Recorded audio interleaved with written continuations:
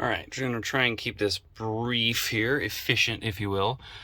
So what I am working on today is installing a Panavise InDash cell phone mount in this 2015 Nissan NV2500. This will apply to pretty much any of the NV series, other than the 200, the little guy. Any of the full-size vans, from my experience, basically the dashes are all the same. So the instructions on this Panavise mount say to insert hook removal tool into the vents at the right side of the radio, top right corner of the vent, pull to release 1 or 2 clips. Okay, that's a great thought. With that tools I had here today, I wasn't able to do that. I actually ended up messing up the vents a little bit. Nothing's broken here, but they just got out of place on their little kind of tracks there. You can see for the side to side, that's not the one that got messed up. It was actually, that was the one that got messed up. So I've had to take the vents apart. Back to our disassembly though, the main point I'm getting at here, if you can get your hook in deep enough that you actually catch behind the vent assembly, that's what you want to go for. As you can see here, I did not have one that was long enough, which is what led to the great frustration I'm dealing with here. Messed up some of those guys, so I'm having to fully disassemble this. If you have a hook that long, that is probably the best way to do this. That should take off your whole assembly with your trim piece and your vent popping out all at once. What I've seen in other videos is people will take this trim piece off separately and then just not bother with the vent. That worked okay for me as a remedy to what I'm working on here, where I'm having to repair this. But just specifically for getting these vent pieces back in, what I was able to do, these guys actually hold together okay. You're gonna want to take a little tiny little pick kind of deal and just go where they latch in over here and just kind of try and nicely pop them out of their latches one by one, so that you can get back to the back ones if necessary. Now, what I found here has been the easiest for actually getting the slats back in. I started just with our center here that actually is the control. Just start with one, and that crossbar there, the junction bar that keeps them all going, and then you're going to want to not drop it, but that's fine.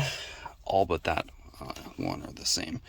You're going to want to set them in the bottom hole there, and then just kind of bend it and line it up with both the actual pivot hole and your control hole back at the back there. I don't think that one's quite in there, but well, maybe.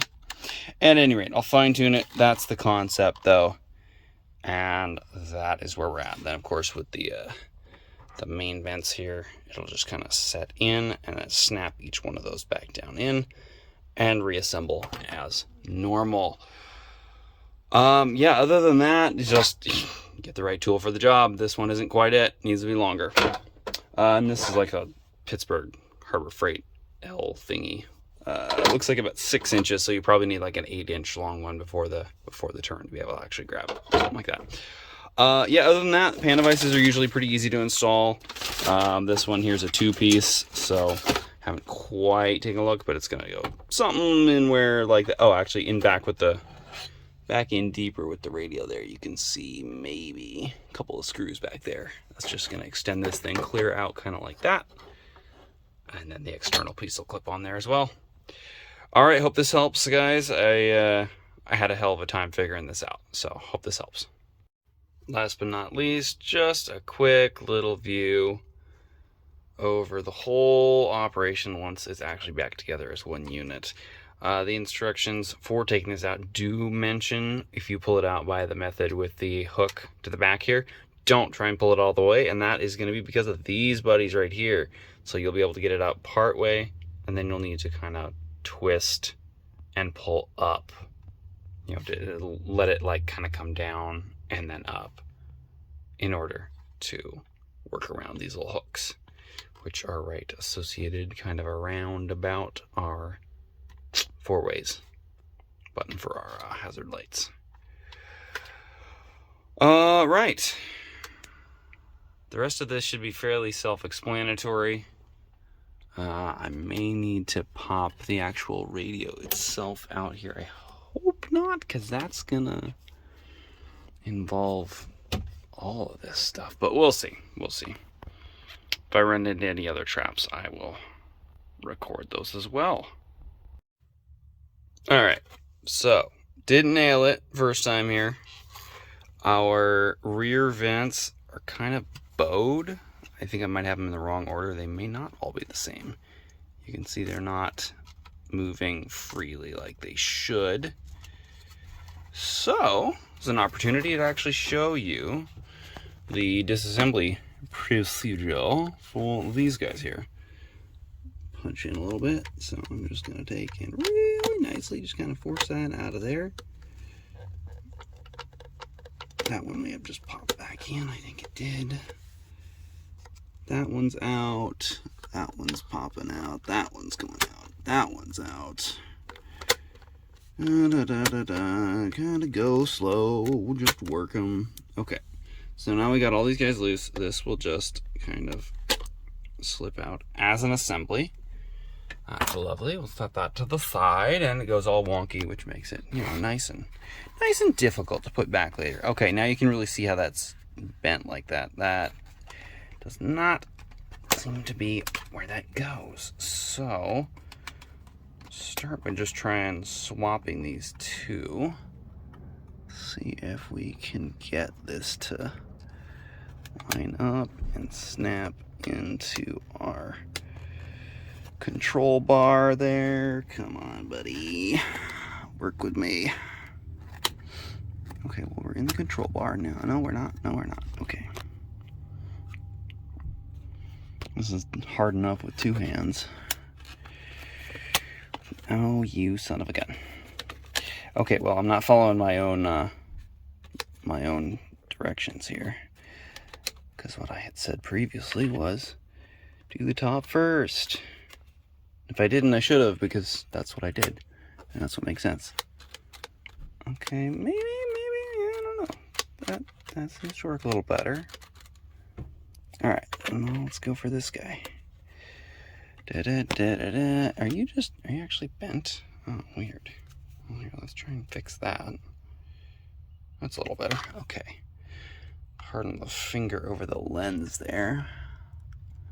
Camera work is not really... Okay, now we're getting somewhere. All right. Oh, now that's interesting. Okay. Just notice this. Look at the blade profile on this nearest one here. It has some cuts on it. The other three appear to be straight. But we are moving a lot more freely, so that's really what we were going for here. Okay, we'll straighten this out. Grab our little sub-assembly here, and as expected, it's all kinds of wonky. Okay, now this is important, of course. This is a trap for you. Notice how this little fork down here is not over the actual bar there of that inner vein. Now it is. Before, after, because that'll actually give you the control of the left to right when it is all reassembled. Okay, so now let's just kind of go there, you go there. Oh, these are not gonna want to behave very nicely. Oh, there's my forefinger again, my middle finger. Quality, high production quality here.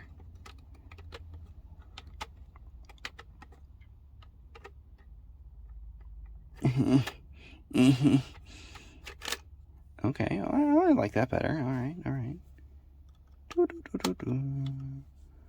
Oh yeah, this is kind of working.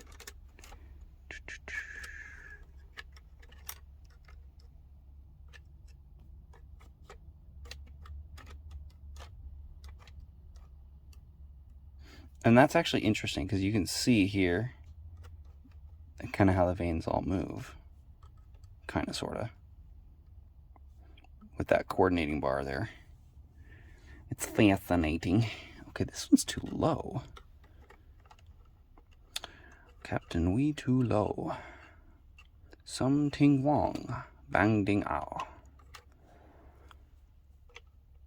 Okay, you little turd burglars.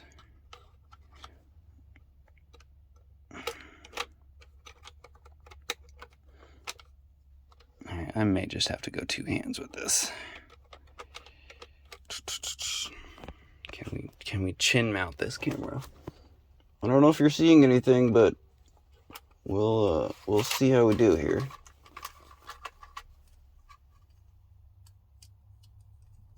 Alright, first off, let's get you all going one direction.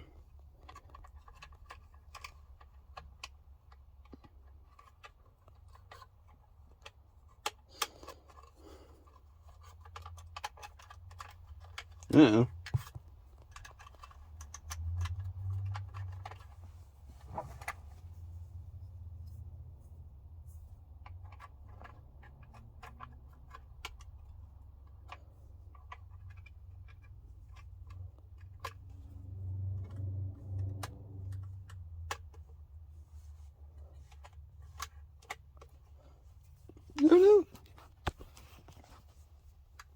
Almost there, almost there.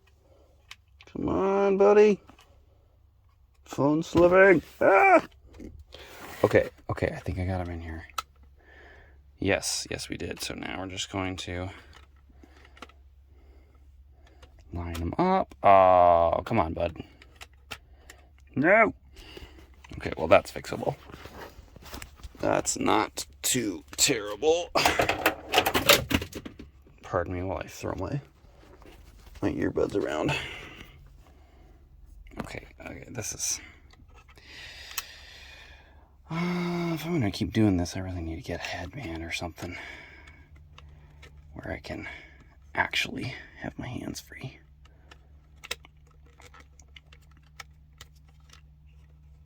Nope, go in the hole. Go in the hole! Now we're getting somewhere.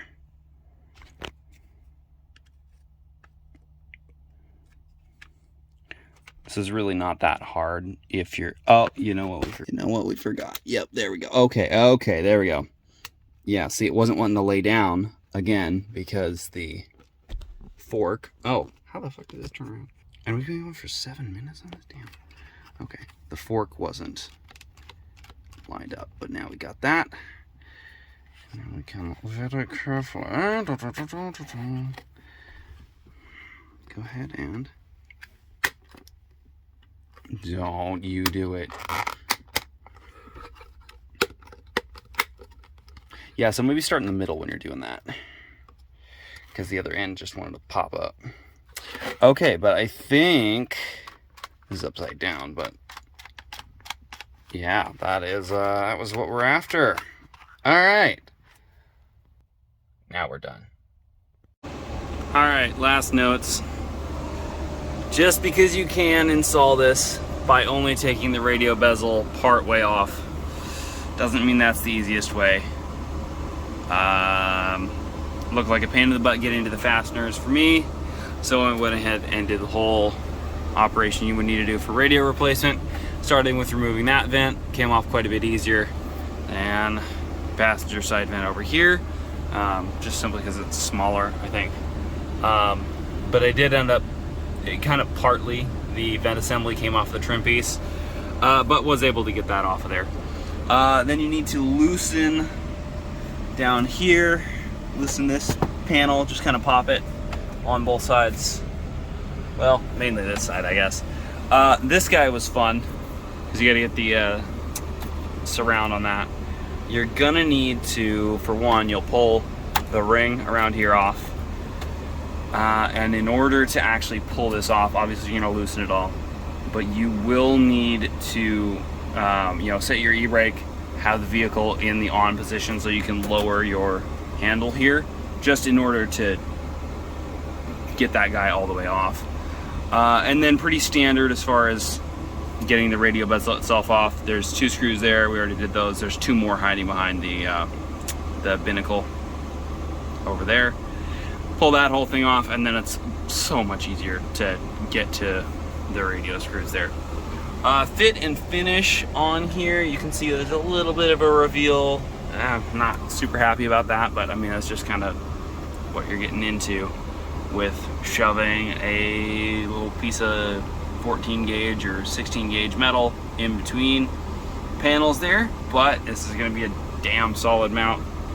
And yeah, when I do a custom radio in here, I'll probably file the dash kit right in that spot so that there's clearance for it, and that might help us out quite a bit. Yeah, no, just putting everything back together here. I did have to do a similar vane surgery on this guy because it looks like either at some point somebody moved it too far so that fork that controls the rear side-to-side vanes was out of its was off of its track or whatever. Yeah, you know, once I'd done it once, it was easy to do it again. Who knows, might have been that way from factory. Doesn't really matter. Point is, we are essentially done here. I just got to slap that vent back in and finish building them out. This has, I'm sure, been a long video once I've cut it together. There's not really much to cut out, I don't imagine.